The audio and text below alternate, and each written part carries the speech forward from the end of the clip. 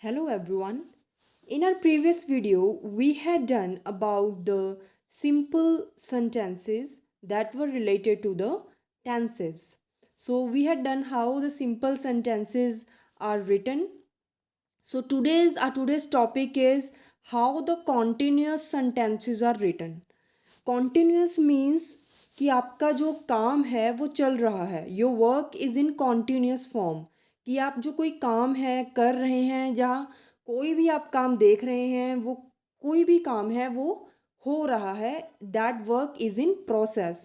तो उसके लिए आप क्या यूज़ करते हैं? Continuous sentences. तो कॉन्टीन्यूस से मीनिंग से ही पता चल रहा है कि काम उसमें हो रहा है. तो कॉन्टिन्यूस के अकॉर्डिंग हमारी वर्ब भी कैसी होगी? कॉन्टिन्यूस होगी. जैसे कि हमारा सिंपल जो स्ट्रक्चर होता है सेंटेंस का, that is your subject verb and object. तो हम कॉन्टिन्यूस में करने जा रहे हैं अपने सेंटेंस को. काम हो रहा है ऐसा दिखाने जा रहे हैं, ऐसा बोलने जा रहे हैं, तो हमारी वर्ब भी कैसी यूज़ होगी? कॉन्टिन्यूस यूज़ होगी.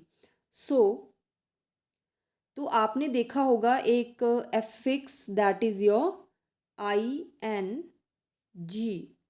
सो ING, अगर ING का मतलब होता है, ये भी एक वर्ब की फॉर्म है. मैंने आपको स्टार्टिंग में बताया था कि वर्ब्स की बहुत सारी फॉर्म होती हैं.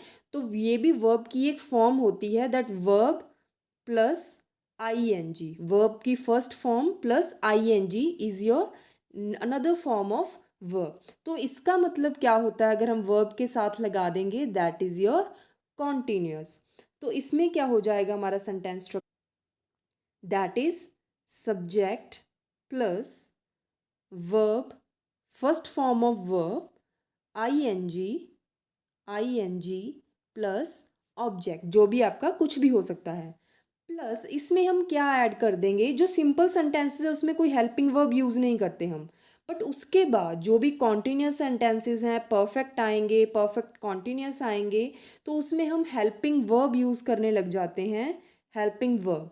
तो ये हमें थोड़ा सा तो याद रखना ही पड़ेगा कि कौन से हेल्पिंग वर्ब्स यूज़ होते हैं. बट वो ऐसे रट्टा मारने की ज़रूरत नहीं है, आपको समझ के खुद ही ये चीज़ क्लियर हो जाएगी. तो प्रेजेंट कॉन्टिन्यूस सेंटेंस में जो हम प्रेजेंट की बात कर रहे हैं, उसमें जो कॉन्टिन्यूस सेंटेंस होता है, उसमें हम कौन से हेल्पिंग वर्ब यूज़ करते हैं? उसमें यूज़ करते हैं हम इज़, एम एंड आर. कौन सी यूज़ करते हैं? Is, am and are. जो इज़ है, जो इज़ है या एम है या आर है, ये कोई भी हेल्पिंग वर्ब होता है, वो सब्जेक्ट के अकॉर्डिंग लगता है. किसके अकॉर्डिंग लगता है? सब्जेक्ट के अकॉर्डिंग.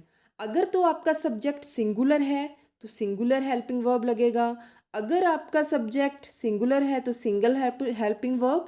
अगर आपका सब्जेक्ट प्लूरल है तो प्लूरल हेल्पिंग वर्ब. जैसे कि जो इज़ है, आपको उससे पढ़ के पता लग रहा है, it is you, as you all know, है ना. इज़ जो है आपका, वो एक सिंगुलर वर्ब है, सिंगुलर हेल्पिंग वर्ब है. और जो आर है वो आपका प्लूरल हेल्पिंग वर्ब है. तो इज़ अगर आपका सब्जेक्ट सिंगुलर है, जैसे कि ही, शी, इट, तो उसके साथ लगेगा इज़. आर जो है अगर आपका सब्जेक्ट प्लूरल है, जैसे कि वी, दे, तो उसके साथ लगेगा आर. और एक एक्सेप्शनल केस है कि जो आई आपका सब्जेक्ट है, उसके साथ हमेशा एम ही लगेगा. So this is your present continuous sentence. Like example कोई भी ले लीजिए. Your sentence is I am playing ludo. तो इसमें आई जो है आपका सब्जेक्ट है, प्ले जो है आपका वर्ब फर्स्ट फॉर्म है, फर्स्ट फॉर्म ऑफ वर्ब, और लूडो जो है आपका ऑब्जेक्ट है. तो इसमें आई के अकॉर्डिंग क्या आ गया? एम आ गया हेल्पिंग वर्ब. तो आई की जगह अगर ही होता तो इज आता, यहाँ पे इज आता. अगर शी होता तो भी इज आता. अगर दे होता तो आर आता, अगर हम प्रेजेंट की बात कर रहे हैं. और यहाँ पे देखो कॉन्टिन्यूस दिखाने के लिए हमने वर्ब की फर्स्ट फॉर्म के साथ क्या लगा दिया? ING लगा दिया. Same is the case with past continuous. अगर आपको प्रेजेंट समझ आ गया तो पास्ट और फ्यूचर कुछ भी नहीं रहता आपका. अगर यहाँ पे हम पास्ट कॉन्टिन्यूस की बात करें कि आपका कोई पास्ट में जो बीते हुए समय में काम चल रहा था, तो जैसे कि मैं लूडो खेल रहा था, तो आई के जो हेल्पिंग वर्ब है, यहाँ पे जो भी सब्जेक्ट है, अगर हम मान के चलें कि यहाँ पे है ही, तो यहाँ पे जो आएगा आपका helping verb that is your was and were आएगा, वॉज या वर आएगा, पर ये दोनों बताए हैं। यहाँ पे वॉज या वर हेल्पिंग वर्ब यूज़ होता है। अगर यहाँ पे ही है, सिंगुलर है, तो सिंगुलर हेल्पिंग वर्ब यूज़ होएगा, जैसे ही वॉज प्लेइंग लूडो।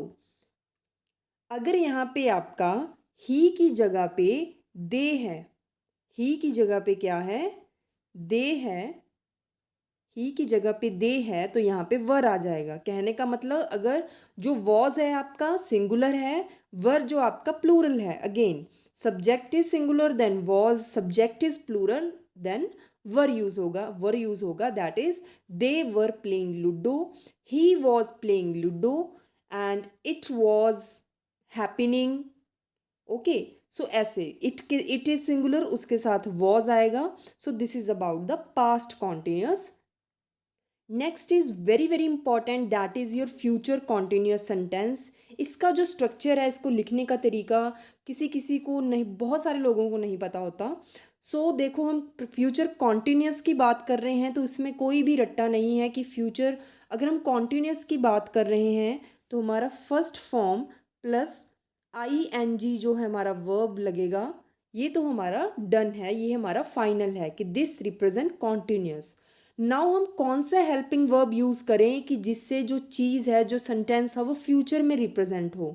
तो आपको मैंने पहले भी करवाया है कि फ्यूचर को रिप्रेजेंट करने के लिए आपका विल या शेल लगेगा, विल या शेल। विल किसके साथ लगता है, again second and third person के साथ, that is you, he, she, it, they. और फर्स्ट पर्सन के साथ क्या लगता है, शेल, जैसे कि आई एंड वी के साथ। अब हमारा जो विल एंड शैल है ये फ्यूचर को रिप्रेजेंट करते हैं, बट जो हमारा एक हेल्पिंग वर्ब है, जैसे कि is, am, are, was, were, has, have, these are the helping verbs and will shall are the modals. तो उसका अलग टॉपिक है। तो विल शैल ने हमारे फ्यूचर को रिप्रेजेंट किया। Now where is the helping verb, जैसे कि इज, एम, आर की तरह, तो आपको पता होना चाहिए एक वर्ड है दैट इज़ बी। तो बी जो है ये एक रूट वर्ड है, रूट वर्ड है किसकी, जो हेल्पिंग वर्ब्स हैं, जैसे कि इज, एम, आर, वॉज, वर, ये जो सारे इसी से निकले हैं। तो जो हम अगर यहाँ पे बी डाल देंगे तो ये हमारा इसके लिए क्या हो जाएगा, हेल्पिंग वर्ब हो जाएगा। तो आपको कोई स्पेशल, कोई अलग से नहीं बी की कोई फॉर्म डालनी, तो बी ही डालना है। तो subject plus will shall plus be, verb first form of verb plus I N G is object, very very easy. So future का हम कोई sentence, she will be going home, your sentence है she will be going home. तो she हमारा अगेन देखो subject है, यहाँ पे हमने फ्यूचर को रिप्रेजेंट करने के लिए विल लगाया, प्लस उसके साथ बी एक हेल्पिंग वर्ब लगाया, she will B. And going हमने किया गो प्लस आई एन जी जो आपका कॉन्टिन्यूस को रिप्रेजेंट करता है, एंड होम जो है आपका ऑब्जेक्ट हो गया। सो this is your future continuous sentence. Your next is, हमने सिंपल किया, हमने कॉन्टिन्यूस किया, आपका कोई हैबिट वगैरह कैसे बताते हैं ये किया, कोई काम चल रहा हो कॉन्टिन्यूस में हो तो ये किया, एक सेंटेंस किए हमने। अगर उसी समय में पास्ट, प्रेजेंट या फ्यूचर में कोई भी काम हो चुका हो, डन हो चुका हो, कर लिया हो हमने, तो उसके लिए कैसे जो सेंटेंसेस हम लिखते हैं। First of all is your present perfect sentence. So present perfect tense में क्या होता है कि जो अभी के समय में, प्रेजेंट के समय में अगर आपका कोई काम आपने कर लिया है, जो आपका द वर्क इज़ डन, ये द वर्क इज़ डन, तो उसके लिए हम क्या यूज़ करते हैं, प्रेजेंट परफेक्ट। अब हमने जो वर्ब्स की थी उसमें हमने थर्ड फॉर्म ऑफ वर्ब की थी, दैट इज़ योर पार्टिसिपल। तो पार्टिसिपल में क्या किया था, वर्ब की थर्ड फॉर्म में क्या किया था कि उसका मतलब क्या होता है, कंप्लीटेड एक्शन। सो परफेक्ट का मतलब है कि काम हो चुका है, the work is done, the action is completed. और जो वर्ब की थर्ड फॉर्म है दैट इज योर पार्टिसिपल, उसका मीनिंग भी क्या होता है, the work is done, the action is completed, so the action is done. तो परफेक्ट वाले सेंटेंसेस में हम कौन सी वर्ब यूज करेंगे, third form of verb, very very simple. तो हमारा अगेन स्ट्रक्चर वही रहता है, सब्जेक्ट, वर्ब, ऑब्जेक्ट। इसमें वर्ब जो है हमारी थर्ड फॉर्म यूज़ होती है, एंड जो आपका हेल्पिंग वर्ब है, वो यूज़ होते हैं हैज़ एंड हैव। प्रेजेंट के केसेस में बी की ही फॉर्म्स हैं हैज़ और हैव बी। हैज़ जो है वो सिंगुलर के लिए यूज़ होता है और जो हैव है वो प्लूरल के लिए यूज़ होता है। जैसे कि मैं वीडियो देख चुका हूँ, जैसे कि I have watch the video.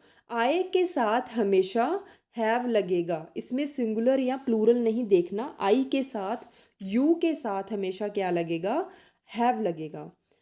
Next is उसने खाना खा लिया है, उसने जो खाना है, काम हो चुका है, खाना खा लिया है, the work is done.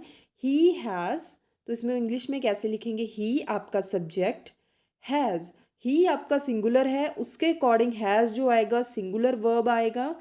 Eat, ate, eaten third form of verb and your object that is food, so he has eaten the food. Some other sentences, Manju has cleared examination. अब मंजू मैं नहीं हूँ, कोई सामने वाला नहीं है, कोई थर्ड पर्सन की बात कर रहे हैं कि वो लड़की है जो मंजू, उसने एग्जामिनेशन क्लियर कर लिया है। तो थर्ड पर्सन सिंगुलर है, एक ही लड़की है, तो हैज़। क्लियर की third form cleared examination. Okay, so this is the present perfect. Next is your past perfect tense again. इसका भी मतलब यही है कि काम हो चुका है, बट ये पास्ट की बात कर रहे हैं तो पास्ट में काम हो चुका है, कि मैं टीवी देख चुका था, मैं अपना होमवर्क कंप्लीट कर चुका था, मेरा काम पूरा हो गया था, तो ऐसी चीज़। तो मैंने पास्ट में किया हुआ काम जो कि कंप्लीट हो चुका है, तो वो होता है आपका पास्ट परफेक्ट, जो आपका टेंस। जैसे कि मैंने वीडियो देखी थी, आई हैड सीन वीडियो, देखी थी मतलब देख ली ना वीडियो। रोहन ने वज़न घटाया था, मतलब उसने वेट कम कर लिया, सो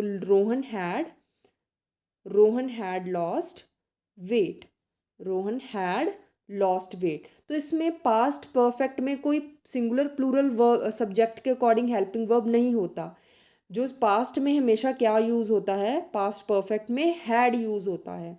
हैज़ की पास्ट फॉर्म भी हैड होती है, हैव की पास्ट फॉर्म भी क्या होती है, आपकी हैड होती है। उन्होंने फुटबॉल खेला था, खेल लिया फुटबॉल।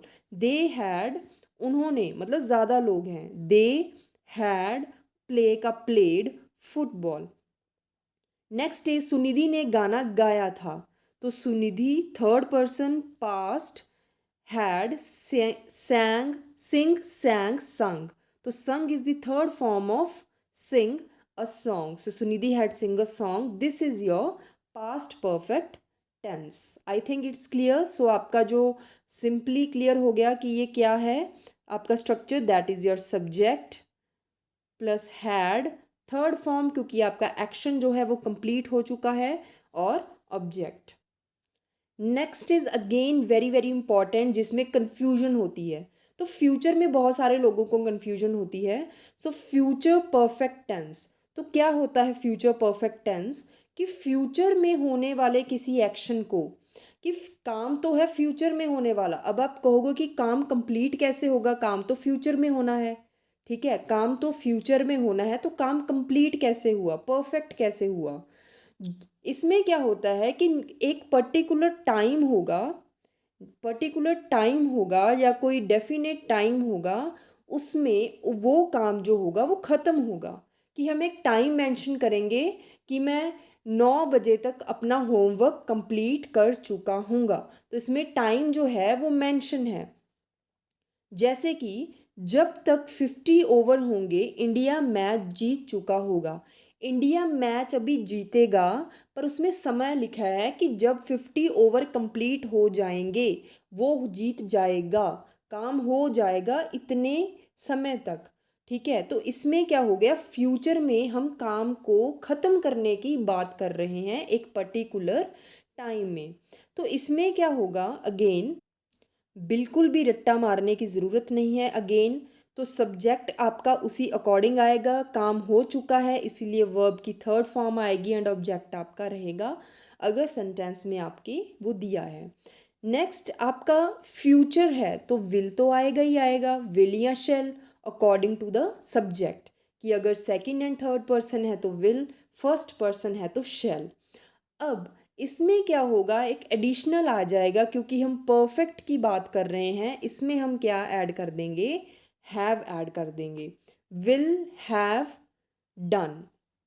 तो इसमें विल हैव, शैल हैव, तो इसमें जैसे कि हमने कॉन्टिन्यूस में, फ्यूचर कॉन्टिन्यूस में बी यूज़ किया था क्योंकि हमें एक हेल्पिंग वर्ब की ज़रूरत होती है, उसी तरह फ्यूचर परफेक्ट परफेक्ट में भी एक हेल्पिंग वर्ब की यूज़ करेंगे, that is your have.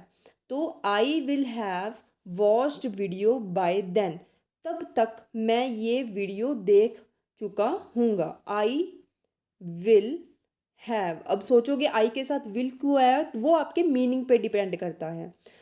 Shell का मतलब होता है डिटर्मिनेशन, कि आप कोई काम पूरा करेंगे ही करेंगे, और विल होता है नॉर्मल, कि करेंगे पर शायद ना भी करें। सो विल जो है डिटर्मिनेशन नहीं बताता, तो इसीलिए अगर आपके अपने लिए डिटर्मिनेशन नहीं है तो आप फर्स्ट पर्सन के लिए भी विल यूज़ कर सकते हो। So I will have watch the video by then. Next is your, अगले साल तक रोहन वजन घटा चुका होगा। तो अगले साल तक समय दिया है कि नेक्स्ट ईयर, तो काम वो हो गया होगा फ्यूचर में। तो रोहन, रोहन विल, फ्यूचर के लिए हैव, लॉस्ट जो है आपकी थर्ड फॉर्म ऑफ वर्ब, क्या लॉस्ट करेगा, weight, object, by next year ये आपका टाइम है, टाइम ऑफ एक्शन, ये भी एक क्या है, ऑब्जेक्ट है। तो बाय नेक्स्ट ईयर टाइम दिया है। So this is your future perfect sentence. तो present past perfect sentences and future sentences में क्या डिफरेंस है, कि फ्यूचर में टाइम मेंशन होगा और प्रेजेंट एंड पास्ट में टाइम मेंशन नहीं होगा, वो विदाउट टाइम भी हो सकते हैं, बट फ्यूचर जो आपका परफेक्ट है उसमें टाइम ज़रूर मेंशन होगा। So that's all for today. आज के लिए हम परफेक्ट करेंगे, बिकॉज परफेक्ट कॉन्टिन्यूस सेंटेंस एक बहुत ही थोड़ा सा कॉम्प्लेक्स टॉपिक है, इजी बट कॉम्प्लेक्स, थोड़ा सा समझने वाला टॉपिक है। So I will make another video on perfect continuous sentences. So if you like my videos then share and subscribe my channel, ताकि मुझे पता लग सके कि आपको मेरी वीडियोस समझ आ रही हैं और आपको ये पसंद आ रही हैं। So thank you very much, stay safe and stay healthy, and if there is any query then leave your comment in my comment box.